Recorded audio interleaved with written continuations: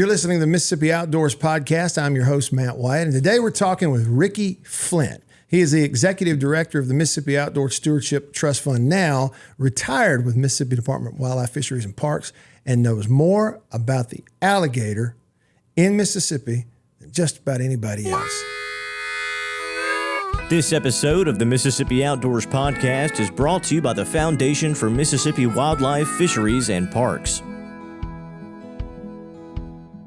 This is the Mississippi Outdoors Podcast. I'm Matt Wyatt, and if you have enjoyed alligator hunting season in Mississippi anytime recently, well, we have the person here who you need to thank. He is Ricky Flynt on our show today. And Ricky, thanks for being here. You don't mind talking alligators, do you? Oh, absolutely not. Absolutely. So, and in the introduction of you, for 20 years, you were the alligator program coordinator here at Mississippi Wildlife, Fisheries, and Parks, right? Right. Which goes back to the decision to have an alligator season. How did that all kind of start and come about for you? Well, I had already been working with the agency for about 10 years, working in the WMA program, and had worked at Mahana WMA, Twin Oaks, Lake George, and then moved up to north central Mississippi and worked on Black Prairie and Hill Creek wildlife management areas, establishing those areas.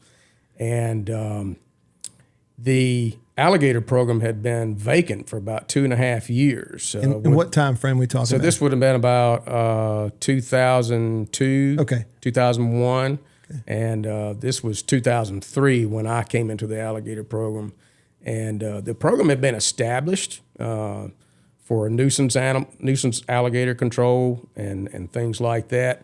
That had all was a result of the alligator being taken off the endangered species list back in 1986, or 87, and so the regulatory authority was given to the state agencies when it was taken off the endangered species list, and so that's when Mississippi established the alligator program in 1989.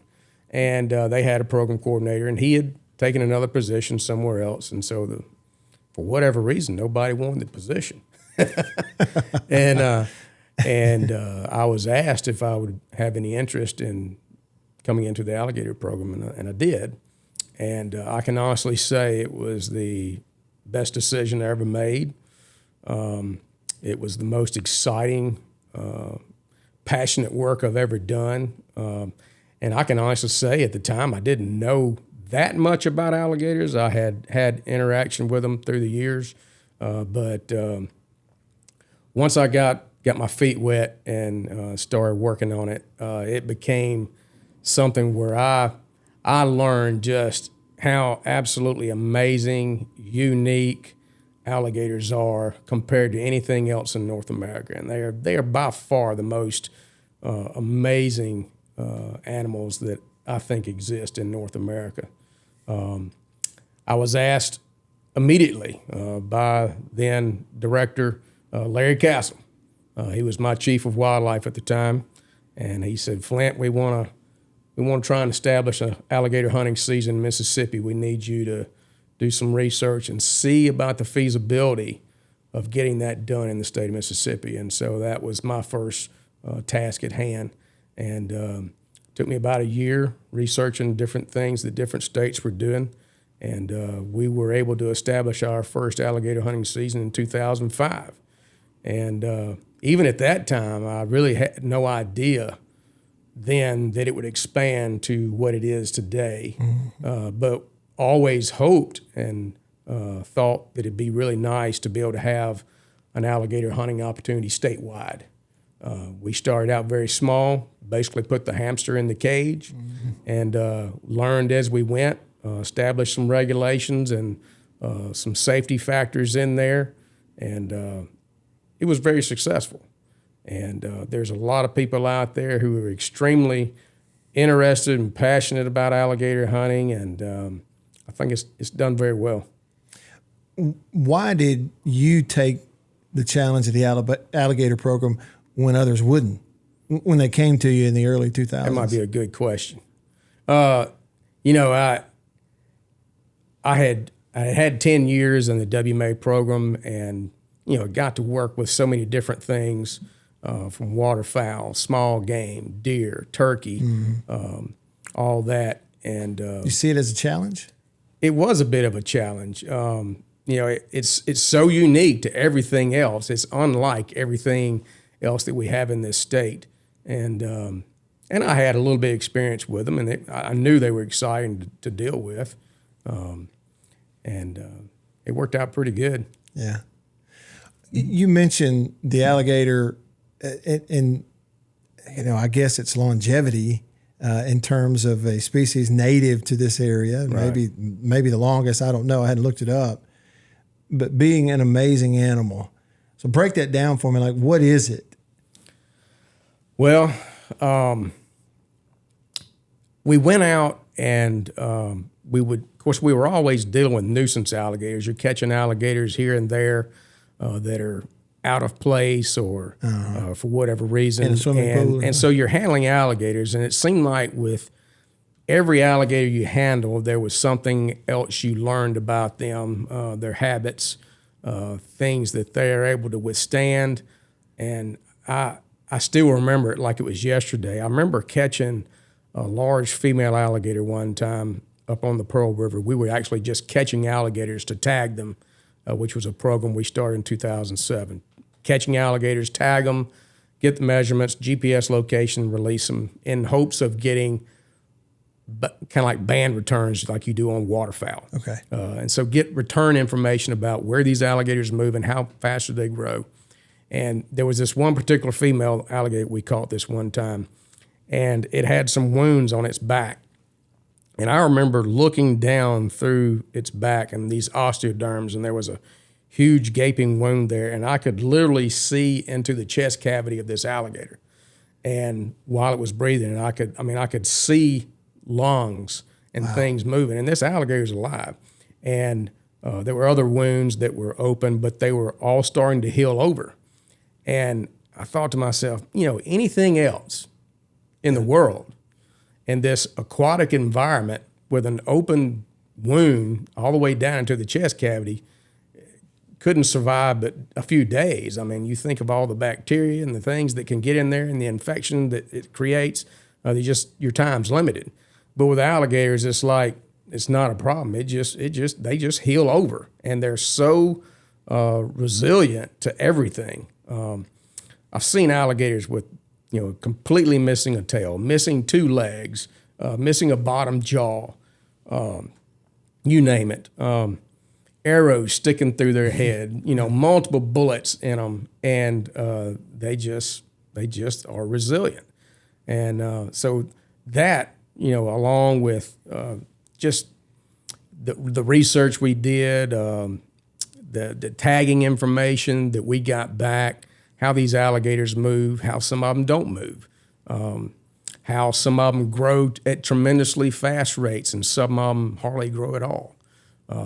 You just can't find many things out there that the Department of Wildlife Fisheries interacts with that are as interesting as alligators. Chip Ward, who is producing this podcast, he told me a story about years ago being at an alligator location with you, and there was the deal of getting down in a nest. Okay, yeah. That was down in, like, so feet, hands, knees, everything down in the nest of an alligator, which to any of us that have never done something like that, we think, why? Why would anybody, and what is involved? So start there. That's part of the research, is actually hands-on in the nest of a nesting female alligator. Yeah. Well, and that alone was part of the interest that I had with alligators in Mississippi, is that it was wide open to what we really we could learn about alligators in Mississippi. There just wasn't. There's all kinds of knowledge that has been gained from research done in Florida and Louisiana, decades of it, but none of it was really directly related to Mississippi. So the road was wide open to get out there and fool with them. One of the things that I did, because we were right here in Jackson, Mississippi, we have this population of alligators here around the Ross Barnett Reservoir and the Pearl River that's probably the most dense alligator population anywhere in the country. And So I wanted to go out and find alligator nests. We were able to acquire an airboat that we didn't have before. That afforded me access to the habitats where the alligators were nesting. Got out there and found alligator nests and just started monitoring them, keeping notes. When do these nests start to be established? How long are they incubating the eggs here in Mississippi? What does the hatching process look like? How many of them are successful? And all these things. We knew a lot of that information from other states. We didn't know how it pertained to Mississippi. And so I started doing that every year, keeping notes. And a lot of people would say, well, that probably sounds like the stupidest thing you've ever done is to go stand around an alligator nest, and while truthfully so, it probably is the most dangerous thing you can do being around an alligator because they are defensive of the nest, and they will do everything they can to get you to leave. I was definitely uncomfortable when we were over by that nest, by the way. I remember that, Chip. They build this nest out of whatever vegetation and soil and dead vegetation, live vegetation, sticks, you name it, and it's all hipped up into a heaping pile. It's like a compost pile. Okay. They deposit the eggs into the pile, and then they cover it back up. And what happens is the moisture that is there from the live vegetation with the dead vegetation, it begins to decompose, and that creates heat. And that's what actually incubates the eggs. They don't. The female alligator doesn't lay on the nest like a bird and incubate the eggs. So it's the decomposition creating heat. And so we would go out there and we would just identify the alligator nest. I'd map them, and then I'd go back periodically and try to determine, when did they start hatching. And I started getting that kind of information. And then we entered into the world of trail cameras. Okay. Trail cameras were getting to be the big thing. Everybody's putting them out to monitor their deer and their turkeys and things. And I thought, I'd really like to get some footage of alligators during the hatching process. And I fooled around with trail cameras for a little while, and just like everybody else that fooled with trail cameras back then, they're always malfunctioning. And it never went right. And, all that anticipation of setting the camera up, and you only get one chance, and they come and the nest hatches and the camera screwed up on me. I got a couple of pictures. And where I really got aggravated was I didn't know it, but one of the nests that I'd set a camera up on was one of my tagged alligators. And I thought, man, that'd be so cool to get some information and it be one of these tagged alligators that we had some information on, and it malfunctioned. Well, I was working with Brad Young on the bear program one day, and we were putting radio collars on denning female bears.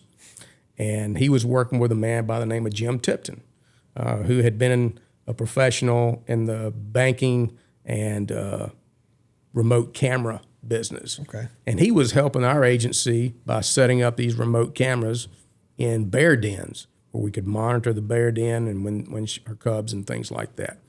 And so during that day, I'm talking to Jim about these problems I'm having with the cameras, and he says, man, we ought to just set up a camera on one of these nests like you got, like we're doing for the bears. And it was a great idea. We did it. And I think it was 2000, probably about 2009 or 10. I think it was 10. We set up a camera system that had its own power source. It had a solar panel to charge the batteries. It had infrared capabilities. It was motion detected.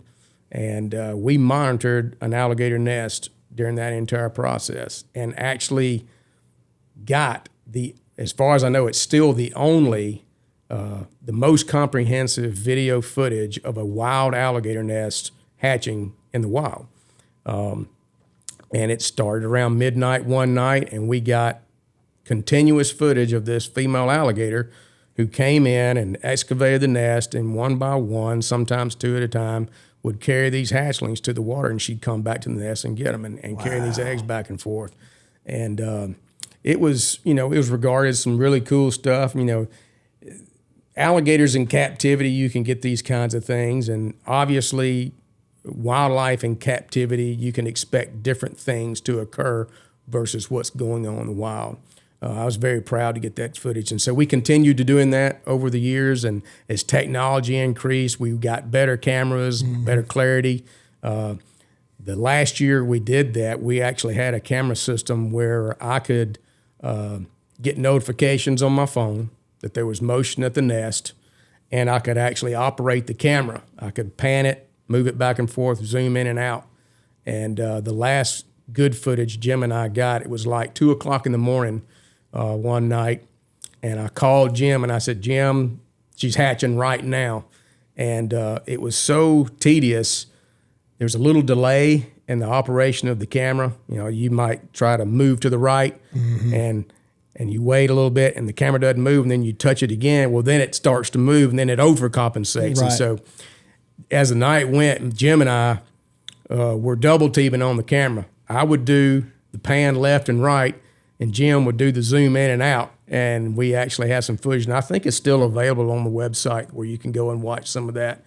The cool thing was it was in the middle of a thunderstorm, and it was lightning and thunder and all that kind of stuff. And the clarity, resolution of that video of that alligator taking those hatchlings back and forth the water is really cool.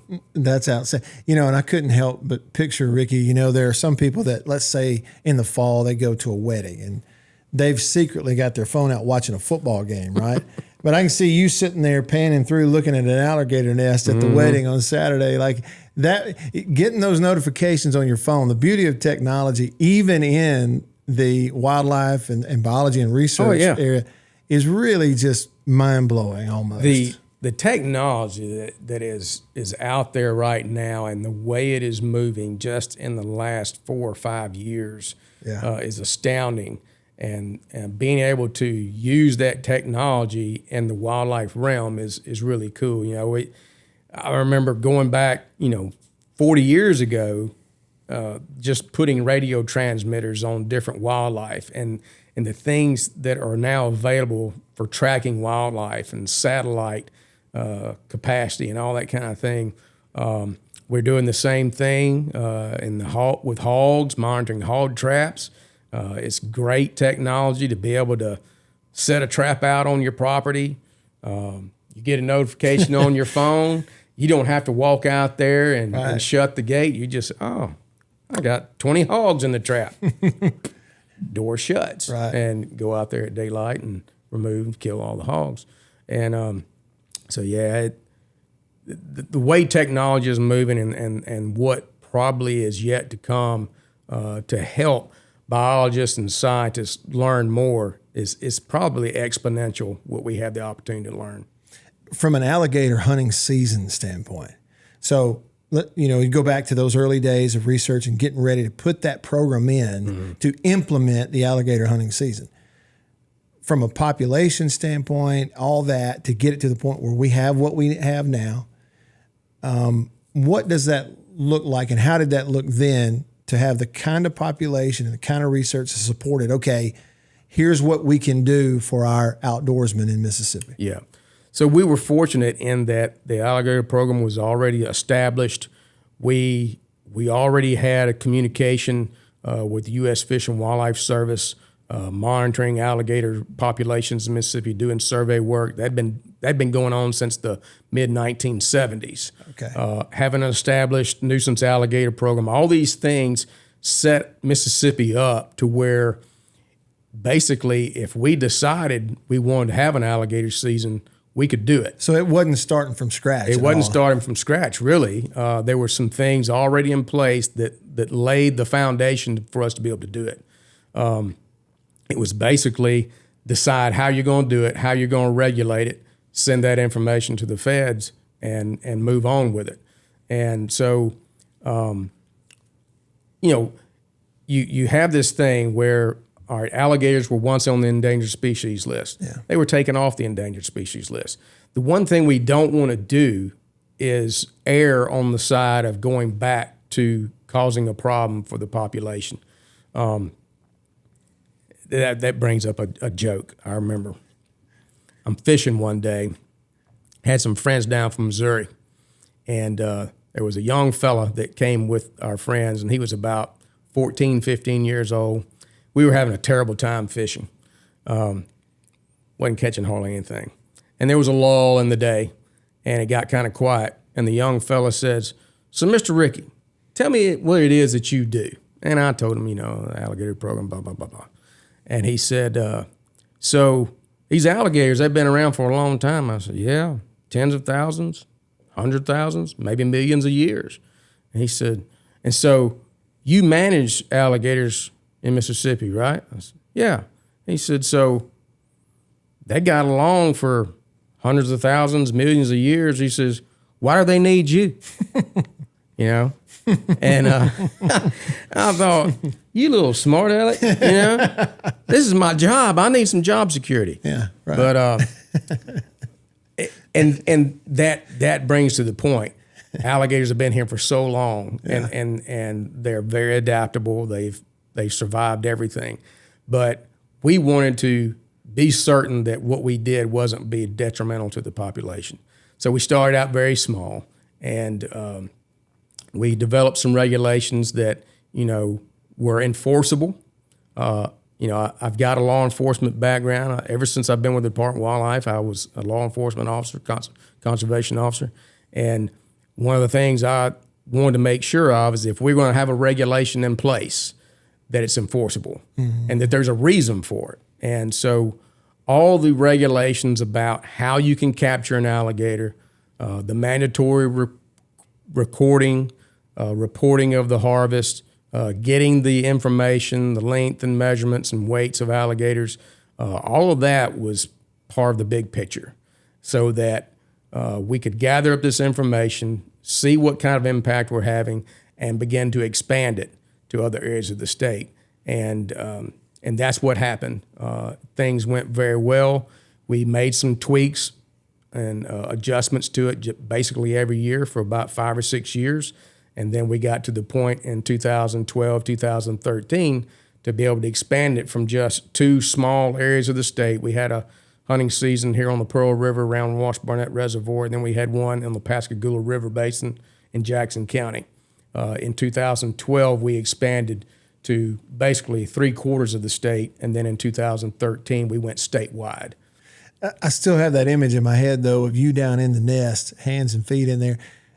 Did you ever have any close calls, close encounters? I did. It's a shame we don't have Amy Castle Blaylock in here.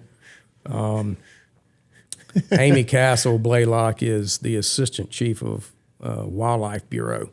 And as was always, people always have an interest on going out with me, go fool with alligators. Sure. And Amy wanted to go out and see some of these alligator nests one day. And I had one particular one that I took her to, and we pulled the airboat up there close to it on the bank. And there was a lot of floating vegetation in the water there close to the nest. The nest was, right on the edge of the water. And I said, "Amy, you got one job, and that is I need you to stand here." I said, "Don't pay attention to me. Don't look at me. I need you looking right here at the water, because if that female alligator comes out here, she's going to come up from right here." I said, "I need you, if you see anything move right here, I need you to give me the warning." She said, "Okay, I can do this." And so she stood there watching. I got over and I started digging into the nest and verifying that it had some eggs, tried to count them. And I was picking one up and showing it to her and put it back in and took a few pictures. And while I'm covering the nest back up, I hear, have you ever poured gasoline on something and lit it? Yes. You remember you get that fuh, fuh, fuh, and the fuh comes just before whoom. Yeah. All right. I heard the fuh. It was the warning, and it was the alligator busting out of the water. Really? Lunging towards the nest. And I heard it, and without looking, I did a 180, turned around, put a tree between me and the alligator, and jumped into the boat. And the alligator literally landed on top of the nest where my hands were just prior to that. Wow. And, in one leap. Oh, basically. yeah, like a second, second and a half. And it was a big female. I mean, females are not the large alligators, contrary to a lot of belief. The females are the smaller. But, it was an 8.5, 9 foot alligator. And once I gained my composure in the boat, I looked at him and I said, Amy, what in the world? You had one job. You didn't, and then top it off, you didn't even say anything. and I kid her about it to this very day. But the thing was, she saw it and it happened so fast that it just shocked her, and she couldn't get it out. She couldn't, hey, nothing. But I'd love to thank hear. God for my good, quick reflexes. I know I'm pretty short, but I cleared the gate on that airboat with plenty of room. I got in the boat. I would love to hear her version of that story and, too. That's probably there's that other time where one got my pants leg. Really? Yeah, I had one. Yeah, we won't even talk about that. Well, why not? I've got to ask. You've mentioned it now. I got to know. Well, it tore your pants leg off. Almost. Thank God for good quality clothing that can stand up to the beating of an alligator. Okay. But there was this alligator that we were trying to catch as a nuisance alligator over here on a college campus here in Jackson. Okay. And the alligator was just eluding us. We could never catch it. And the college campus had hired somebody to remove some beavers out of this lake where this alligator was, and had set some traps. And I happened to know the guy, and he called me one day while I'm here at the office and says, "Hey man," he says, I'm in a bind. He says, I've got an alligator in one of my beaver traps, and he said it's still alive. And he says, I really don't know what to do. And I don't want to. I'm not comfortable releasing this thing. And I said, well, look, just take you some tape, tape the alligator's mouth shut. Can you bring it up here? I was doing something I couldn't get away. Sure. So he brought it up here to the office. And, you're going to have to help me. The magazine editor at the time, David Watts, thank you. Cut. So the gentleman brought the alligator up here in the back of his SUV in the parking lot here at the agency. And David Watts, who was the magazine editor at the time, said, hey, I'd really like to get some photographs up close of an alligator just to have for my files. We always use tons of photographs. I said, well, come on outside. So we get out there, and we've got the alligator's legs tied together where it can't walk away, can't get away from us, and the alligator's mouth is taped shut. And we unload the alligator out there on the lawn outside the office. And David comes over there, and he's getting a lot of photographs, and he says, all right, man, I really appreciate those are some good photographs. I'm done. Do whatever you need to do. And I said, well, I'm planning on taking this alligator. We're going to tag it and go release it back in the Pearl River. And I had untaped the alligator's mouth for David to get these photographs. And I needed to tape the alligator's mouth back up.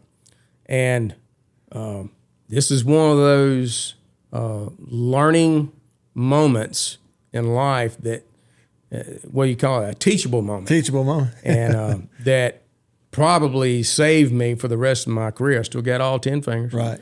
And I said, well, I got to tape the alligator's mouth back up, and we're going to put him in the truck, and we're going to go tag him, go turn him loose. And I thought to myself, well, I don't have anybody here really that has experience helping me with alligators, but his legs are tied together. Front legs are all tied together. Back legs are tied together. He's not going to get me. Yeah. He can't move that quick. Little did I know. And I made my little typical move to lunge onto the alligator and was going to grab him by the head, close his mouth up, tape him up. And when I got about right here, kind of like the wound, when I got to he wound. Okay. And that alligator switched ends on me, and I call it turned on a dime and left 9 cents change. And when he did, he swung around and he hit me in the leg.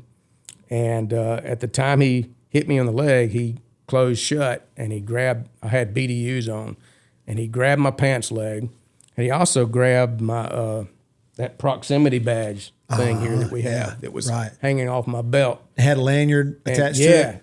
Yeah, and the alligator grabbed this, and it was in my pants leg, and immediately it went into the death roll. Wow. And so it didn't take long for him to take the slack out of my britches. And I knew what was happening. It was kind of like one of these things where the whole world is turning around, but it's only about 2 seconds. Yeah. And I knew that I've got to get a hold of this alligator's mouth so that he can't get me. Yeah. And I was pretty sure he hadn't bit me, but I knew he'd hit me, you know? Yeah. And so I grabbed the alligator's mouth, and I go to the ground because he's so strong, he's pulling me down. It's about an 8-foot alligator. And I go to the ground, and I'm holding it. And you remember LeCedric, worked in the mailroom, who's now a MHP trooper. Okay. I remember holding that alligator, and LeCedric just kind of appeared right here in front of me, and he says, "What you want me to do, Rick?" And I said, LeCedric, I said, there's some tape in my door, and I said, there's a stick of wood up underneath the toolbox of my truck. Get those for me. And he came back, and I taped the alligator's mouth shut with my britches leg still in the alligator. And then I untwisted myself. I got me some slack.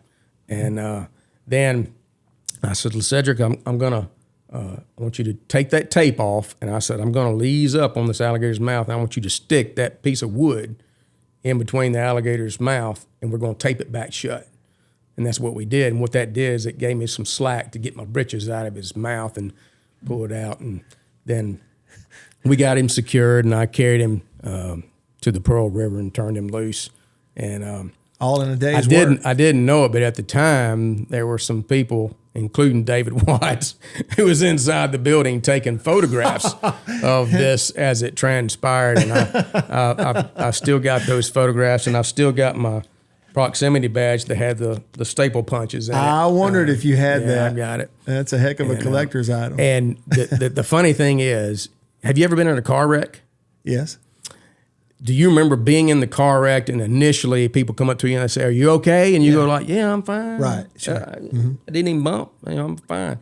Well, I had a car wreck one time. Same thing. I had hit my head, and someone said, "Are you okay?" I said, "I'm fine." Well, about 30 minutes later, I'm like, golly, this big goose egg on my head. Didn't even know I'd hit my head on the windshield. Well, I didn't realize how hard that alligator hit me. But Charlie Welch and I went to go release that alligator in the Pearl River. And when we got there, turn the alligator loose, and I said, I'm over there loosening up my duty belt, and I'm taking it off and putting it on the truck and started unhitching my belt and my britches. And Charlie says, "Man, what are you doing?" I said, "Man, I got to check myself." I said, "I'm hurting right here." And so I pulled my britches down and looked at my leg, and in my leg was a perfect bruise of the top jaw and the bottom jaw. Wow. And the teeth imprint where he had hit me so hard that it bruised me. And I mean, it was a perfect imprint, the top jaw and bottom jaw against my leg. But I didn't even realize he had hit me. Right, at the time. And so, what that taught me was you ain't as fast as you think you are. And two, these alligators can do just about anything. They're so quick. And don't take chances trying to handle an alligator when you don't have enough help. And I took that experience and I used it for 20 years training our conservation officers when they went through our basic training course in the wildlife, teaching them how to handle alligators and teaching them, don't take unnecessary chances. If you don't have enough help, then adapt and do something differently. And we've got different techniques that we use with snares and things and how to use those snares and ropes to better assist yourself when you don't have good help and give you some options. And so consequently, I never had any close calls like that for the rest of my career. And it truly was a teachable moment. Yeah. What a story, man. That is incredible, Ricky. Alligators here in Mississippi, do they have a natural predator? Maybe other than humans? So other than humans, the only other natural predator other than at the nest is other alligators. Really? They are cannibalistic. During the breeding season, male alligators will defend an area for breeding females, and any other males that come into that area, they will fight them and on occasion fight to the death. Those large male alligators will also prey upon smaller alligators. At the nest, the most important predator is probably raccoons. Raccoons will come to the nest, they smell the eggs in there, and they'll dig them, excavate them out, and eat the eggs. Then after they've hatched, all sorts of things will prey upon those young hatchling alligators. They're about 8 or 9 inches long when they come out of the egg. Great blue herons, raccoons, river otters, osprey, eagles, bass, gar, all of these things will prey upon those hatchlings. And so even at the nest, if it's really successful and you've got 35 or so hatchlings, predation rates are so high, usually within the first year, there's less than half of those still viable and alive. And then that just kind of keeps going on to where after about year 3 or 4, there's usually only about 5 or 10% of the original hatchlings still surviving. How about that? And so we have the hunting season in the state of Mississippi, and we have the regulations and the folks that get involved in the draw if they want to go. All those things are there. It really is a testament to the program over the years that obviously you oversaw for 20 years here at MDWFP. But lastly, Ricky, if somebody is listening and they're just, they love Mississippi, they love the outdoors, and they think, okay, what's something I can do to, whether I have an encounter down the road that I'm not prepared for, or whether it's my property or public land, what can I do to do my part to make sure that this population is protected and that we obey the regulations and that alligator hunting and the population is healthy in the future? What do I do just as a guy out here doing my part? Well, if you're a landowner and you have alligators on your property, congratulations, because you've got something that will occupy your time and your interest for a long time. What I tell people is, alligators have a natural response to avoid people. In the wild, they're going to avoid people. The problem that we start having is when there has been too much association with people, particularly in high recreational areas, and then in places where the people are providing a food source for alligators. Never, ever feed alligators. We as humans have a tendency to try and always feed stuff to get them closer so we get to view them and watch them more. We do it in our backyard with the bird feeders. Mm-hmm. We do it on our property with the spin cast feeders. We want the deer and the turkey to be in closer where we can watch them more. And some of that on some level is fine, but that doesn't work for alligators because what happens is if we're throwing out, if you're doing it directly, you're on purpose, you're throwing out, roadkill or scraps of things into the water to get the alligator attracted. Or if it's indirect, which some people don't understand sometimes, you've got a fish feeder on the end of your boat dock that's throwing out floating fish food into the water. Well, if there are alligators in the area, they will also utilize that fish food, and they'll also be attracted to the fish that are coming and feeding on that feed. So what happens is that alligator has a brain about the size of a walnut, and they begin to associate human activity with a source of food.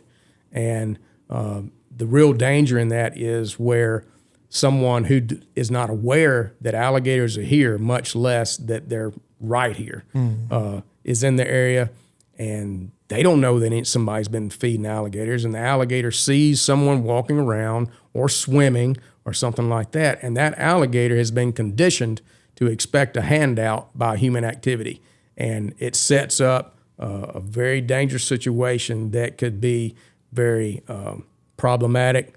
It could even be fatal.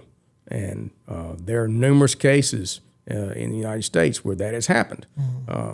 You look at some of the statistics of the fatal alligator attacks in Florida, and there's a significant number of those that have occurred in areas where people have been feeding alligators. And so that'd be the one thing. But just enjoy them and know that you've got one of the most interesting animals in North America, existing on your property. That'd be really cool. That is really cool. Thanks for sharing the stories. And I would say, too, probably it's okay for me to say on behalf of those who've been able to enjoy alligator hunting in the state of Mississippi, thank you for the work that you put into it all those years. I appreciate it. It's been my pleasure, beyond a shadow of a doubt. And I would say, I was here for just a few months shy of 30 years, 20 of that, fooling with alligators. And the Department of Wildlife, Fisheries, and Parks has made us some great people. The agency sometimes takes it on the chin from the public because the public can be very opinionated about things. It doesn't necessarily mean that they're right or they're wrong, but they can be very opinionated about decisions that the Department of Wildlife and Fisheries makes. But I can tell you this, the people who work here are some of the best that there are anywhere. And the relationships that I had working with these people, I got to experience things that they were working on because I'd go work with them on their projects and they would come back and also work with me. And that was one of the neatest things about working for the Department of Wildlife. It didn't matter what department you were in, what you did. You had the opportunity to go work in just a huge, complex world of wildlife, all different sorts of species. It's so much fun. And I'll add to that, kids. Taking kids is probably one of the most important things that a person can do to further the tradition of hunting and fishing and the promotion of wildlife in our state. It's no secret that hunting and fishing licenses are going down. We're not seeing as many people involved in hunting and fishing as there once was, and we have got to maintain that. And it's so important to get your kids involved. It doesn't have to be your kid. It can be somebody else's kid. It can be a relative. I